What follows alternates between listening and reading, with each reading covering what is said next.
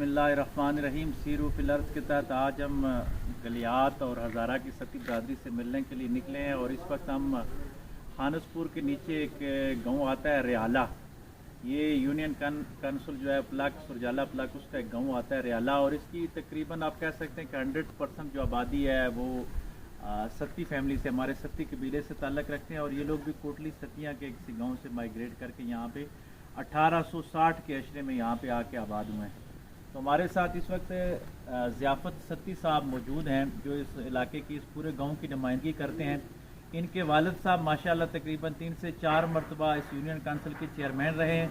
ये ख़ुद भी इस यूनियन काउंसिल के चेयरमैन रहे हैं और आजकल इनके कज़न हैं वो इस विलेज काउंसिल के चेयरमैन हैं।